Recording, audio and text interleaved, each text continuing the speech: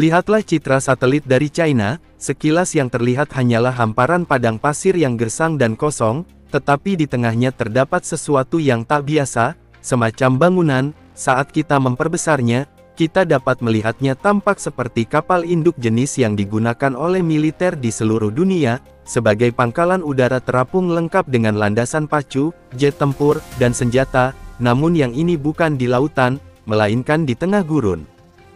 Mari kita perbesar untuk mendapatkan bentuknya. Citra satelit diambil di Gurun Taklamakan, di China Barat Laut. Biasanya kapal induk beroperasi dalam kondisi laut terbuka, tetapi wilayah ini meskipun jauh, lebih kering tidak kalah ekstrim dari perspektif global. Gurun Taklamakan adalah tempat yang menarik tidak seperti gurun di sekitarnya, yang terbuat dari batu. Gurun ini terbuat dari pasir. Faktanya ini adalah gurun pasir terbesar kedua di dunia, luas tak berpenghuni, dan tampaknya tak tersentuh oleh manusia. Jadi mengapa dari semua tempat militer, China membangun struktur ini di sini? Dalam beberapa tahun terakhir, China semakin menjadi berita utama karena perluasan proyek kapal induknya. Kapal induk pertama buatan dalam negeri China telah mulai beroperasi. China jelas telah berinvestasi dalam infrastruktur industri pertahanan, untuk memproduksi kapal-kapal ini. 15 tahun yang lalu China tidak memiliki satupun kapal induk, sekarang ada 3, namun jika kita perhatikan lebih dekat, bentuk pada citra satelit ada sesuatu yang tidak beres. Desainnya tidak cocok dengan maskapai penerbangan Cina sendiri, sebaliknya strukturnya sangat menyerupai desain milik Amerika. Sebagai perbandingan berikut adalah bentuk khas kapal induk kelas Gerald R. Ford, yang terbaru dalam armada Angkatan Laut Amerika Serikat. Bergerak sedikit menjauh dari lokasi ini, kita dapat melihat jalan setapak yang membelah gurun. Ini tampaknya adalah rel kereta api, dan di seberang rel bangunan lain terlihat, yang ini tidak tampak seperti kapal induk, tetapi sangat mirip dengan kapal perusak kelas Arleigh Burke, salah satu kapal perang yang paling banyak digunakan di Angkatan Laut Amerika Serikat. Kemiripannya tidak dapat disangkal, bukan hanya karena bentuk umumnya, tetapi juga karena garis besar fitur-fitur utamanya seperti anjungan kapal, cerobong asapnya dan bahkan sistem peluncuran vertikal yang digunakan untuk menembakkan rudal. Namun tampilannya juga tidak sepenuhnya seperti kapal sungguhan. Kelihatannya lebih seperti tiruan datar replika, yang dibuat untuk meniru benda aslinya. Pemeriksaan citra satelit historis mengkonfirmasi kecurigaan ini. Kita dapat melihat bahwa pada tahun 2020, situs tersebut pertama kali muncul sebagai kisi-kisi kubus, dengan beberapa struktur tinggi, mungkin tiang atau antena yang disusun dalam bentuk kapal perang Amerika. Baru kemudian garis besar kapal secara lengkap ditandai dengan lebih jelas. Bentuk kapal induk juga tampak hanya tiruan. Di sini citra satelit lama menunjukkan bahwa titik ini awalnya memiliki tata letak yang berbeda, menampilkan 3 bentuk berbeda, garis besar berukuran kecil dan sedang, dari sebuah kapal induk dan versi terbesar yang digambar dengan tiang-tiang logam tinggi. Dan ketika kita melihat lagi rel kereta yang berada di bagian tengah, kita dapat melihat betapa anehnya rel tersebut. Alih-alih berjalan lurus, lintasannya berbelok dan berkelok, sebelum berbelok tajam ke kanan. Ini aneh, karena gurun di sekitarnya adalah tanah yang datar sepenuhnya, jadi sama sekali tidak ada rintangan alam yang mengharuskan adanya belokan ini. Mengapa lintasannya tidak dibangun dalam garis lurus, dan hal itu menjadi lebih aneh ketika kita mengikutinya. Jejak ini mengarah menuju ke utara. Mereka berhenti di fasilitas pangkalan dengan hanggar besar, beberapa bangunan pendukung dan banyak truk di dekatnya, dan saat mengikuti rel kereta ke arah lain menuju selatan, rel tersebut lenyap begitu saja ke dalam gurun, karena relnya berakhir tanpa tanda-tanda adanya pembangunan yang sedang berlangsung, dan tanpa tujuan yang jelas. Untuk lebih memahami mengapa China melakukan semua ini, ada baiknya kita melihat di mana lokasi sebenarnya dari kapal-kapal tiruan ini, karena ternyata kapal induk Amerika Serikat seringkali tidak berada sejauh yang kita duga dari gurun ini. Amerika Serikat telah mengerahkan kapal induk ke Laut Cina Selatan. Sebuah kapal perang China hampir menabrak kapal perusak Amerika pada hari Sabtu.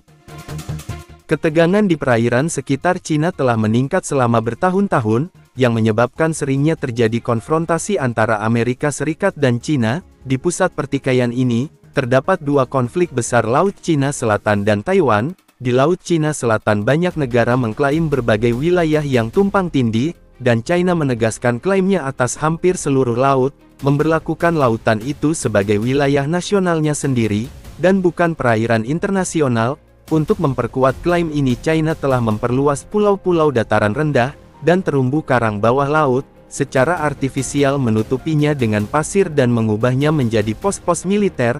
Sebagai tanggapan, Amerika Serikat secara rutin mengirimkan kapal perang melalui perairan ini, dan melakukan latihan militer. Tujuan dari apa yang disebut operasi kebebasan navigasi ini, adalah untuk menantang klaim teritorial Cina di laut tersebut, tetapi ini hanyalah salah satu alasan, mengapa maskapai penerbangan Amerika Serikat hadir di dekat China. Konflik besar kedua adalah meningkatnya ketegangan antara Cina dan Taiwan. Ketegangan atas Taiwan tampaknya tidak mendekati resolusi damai. Beijing mengklaim Taiwan sebagai bagian wilayahnya. Walaupun Taiwan secara de facto beroperasi sebagai negara yang sepenuhnya independen dengan pemerintahannya sendiri, China Daratan menganggapnya sebagai provinsi pembangkang yang jika perlu dapat dikendalikan dengan kekerasan. Ancaman invasi China ke Taiwan sangat nyata, dan merupakan sesuatu yang ditentang Amerika Serikat.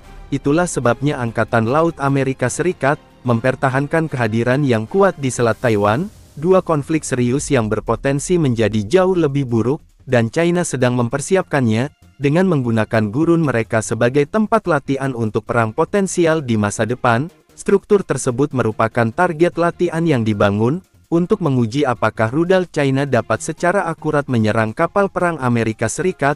Beberapa ahli percaya bahwa banyak tiang logam vertikal dapat menjadi sensor yang digunakan untuk mempelajari dampak serangan rudal pada target ini. Teori lain adalah bahwa mereka adalah reflektor radar yang ditempatkan untuk lebih mensimulasikan struktur logam kompleks dari kapal sesungguhnya, sehingga serangan yang dipandu radar dapat diuji, dan citra satelit dari lokasi uji yang berbeda mengkonfirmasi China berhasil mencapai target mereka. Tetapi menyerang sasaran yang diam adalah satu hal tentu saja. Kapal perang sungguhan tidak akan tinggal diam saja, dan disinilah rel kereta api berperan. Saat menelusuri jalur rel yang tepat, kita menemukan satu lagi tiruan kapal induk. Yang satu ini mungkin yang paling rumit dari semuanya, model 3 dimensi lengkap dengan banyak tiang yang mencuat dari strukturnya. Sebuah foto yang diambil di sebuah konvensi senjata China tampaknya menunjukkan model skala dari sistem ini, dan menurut foto-foto ini, tiruan itu dikembangkan oleh produsen senjata China CASIC.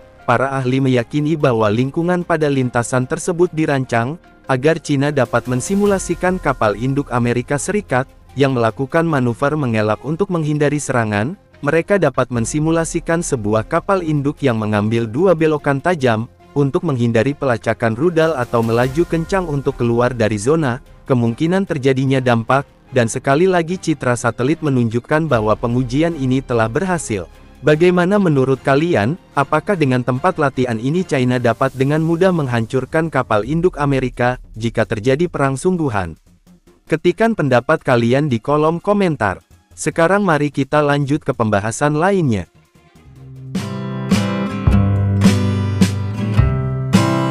Ini adalah tempat terdalam di bumi, hampir 11.000 meter ke bawah.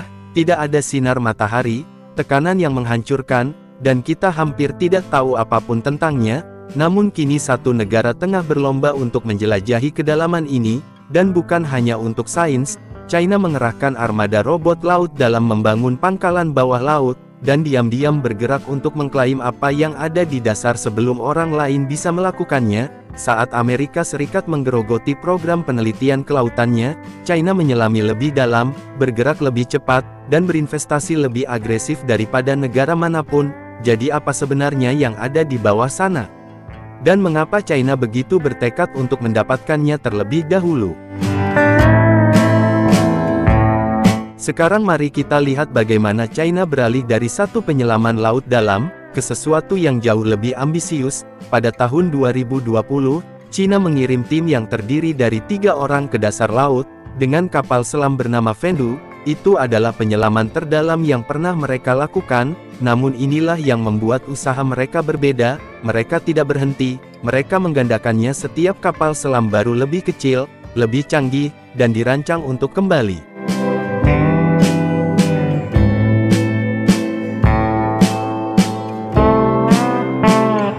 Lagi dan lagi pada tahun 2024, China telah melampaui misi-misi kasar dan beginilah penampakannya, sebuah robot yang tidak lebih besar dari kotak sepatu, dijatuhkan ke dalam salah satu lingkungan paling tidak bersahabat di bumi, tanpa pilot, tanpa kabel, ia merangkak ke dasar laut dengan kekuatannya sendiri, dan kembali dengan utuh. Momen itu menandai peralihan dari misi langka menjadi sesuatu yang dapat diulang, dapat ditingkatkan skalanya, dan jauh lebih ambisius, sebab jika satu robot kecil saja dapat melakukan apa yang dulu dibutuhkan kapal selam besar, apa yang akan terjadi jika Anda membangun armada robot seperti itu?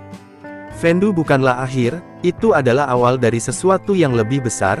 China sedang mengembangkan generasi baru robot laut dalam, mesin otonom kecil yang meluncur merangkak atau melenturkan diri di kedalaman, dibuat untuk tugas yang berbeda-beda. Mereka bekerja sama dalam armada menempuh jarak yang lebih jauh, lebih sering dan dengan biaya yang jauh lebih murah dibandingkan kapal selam mentah. Jadi apa yang ingin mereka temukan? Laut dalam menyimpan lebih dari sekedar makhluk aneh, dan tekanan ekstrim ini adalah laut yang dingin, tempat metana dan hidrogen sulfida merembes dari bawah dasar laut. Mungkin kelihatannya tidak banyak, tetapi gas-gas ini memberi makan seluruh ekosistem otot kerang, dan cacing tabung yang bertahan hidup tanpa sinar matahari, melainkan hidup dari energi kimia. Mengapa hal ini penting bagi China? Karena rembesan dingin lebih dari sekedar oasis laut dalam yang aneh, mereka adalah tempat uji coba alami. Mereka menunjukkan bagaimana kehidupan berkembang pesat dalam kondisi ekstrim. Mereka menawarkan model untuk sistem energi masa depan, dan mereka menyerupai lingkungan. Sekarang lihat ini, apa yang tampak seperti salju beku yang memadati dasar laut, sebenarnya adalah sesuatu yang jauh lebih tidak biasa. Hidrat metana atau es api, terbentuk ketika gas metana terperangkap di dalam kurungan es di bawah tekanan tinggi pada suhu dingin, dan ya, jika Anda menyalakannya, ia akan terbakar. Para ilmuwan mempelajarinya sebagai sumber bahan bakar potensial, tetapi mengekstraknya beresiko, mengganggu dasar laut, terlalu banyak dapat memicu tanah longsor bawah laut, atau melepaskan sejumlah besar metana gas rumah kaca yang kuat ke dalam laut dan atmosfer. Fakta bahwa kita melihat ini di kedalaman, ini menunjukkan seberapa jauh eksplorasi laut dalam telah berkembang, dan itu menimbulkan pertanyaan berikutnya, sumber daya apa lagi yang mungkin terkubur di sini? Lihatlah batu-batu bulat dan bergelombang yang tersebar di dasar laut. Anda sedang melihat modul polimetalik, batu-batu kecil seperti kentang yang berada di dasar laut, di dalamnya mengandung logam berharga seperti kobalt, nikel, tembaga, dan mangan. Logam-logam ini penting untuk membangun baterai kendaraan listrik, dan sistem energi terbarukan, dan beginilah cara pengumpulannya. Sebuah kapal permukaan menurunkan kendaraan penambangan robotik ke dasar laut. Kendaraan itu merayap di dasar, menyekop lapisan sedimen teratas beserta bintil-bintilnya. Segala sesuatu yang terkumpul dipompa kembali melalui pipa ke kapal.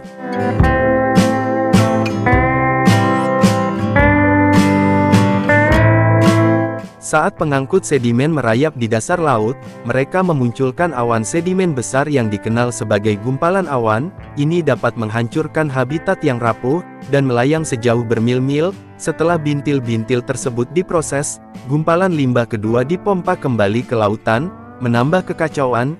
Jika hal ini terjadi sebelum kita memahami dampak jangka panjangnya, kerusakannya mungkin tidak dapat dipulihkan. Beberapa ilmuwan memperingatkan bahwa dasar laut bisa memakan waktu berabad-abad untuk pulih, jika memang bisa pulih dan tanpa adanya konsensus yang jelas tentang cara mengelola limbah, atau di mana membuangnya. Satu hal menjadi jelas, kita terjun langsung tanpa mengetahui gambaran lengkap tentang biayanya. Banyak ahli biologi kelautan sangat peduli terhadap penambangan laut dalam. Secara keseluruhan ekosistem tersebut lambat pulih dan sangat rapuh, mengganggu mereka dapat memusnahkan spesies yang belum kita temukan, dan menghancurkan habitat yang membutuhkan waktu jutaan tahun untuk terbentuk.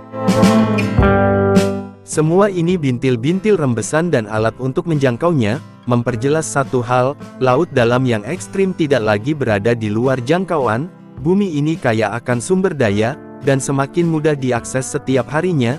Namun jika laut dalam menjadi perbatasan sumber daya berikutnya, siapa yang memutuskan bagaimana laut tersebut digunakan atau dilindungi?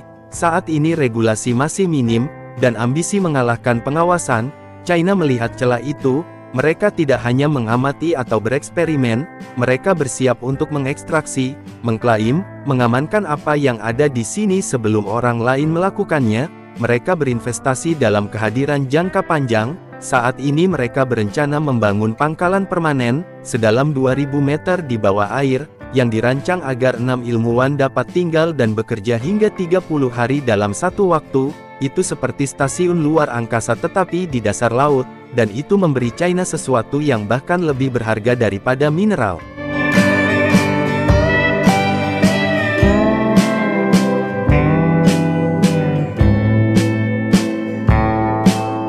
China sedang membangun peralatan, pengetahuan dan pengalaman, yang dibutuhkan untuk beroperasi di kedalaman laut, tidak hanya sekali tetapi terus-menerus. Begitulah cara mereka maju, dengan mengubah eksplorasi menjadi pengulangan, dan pengulangan menjadi dominasi.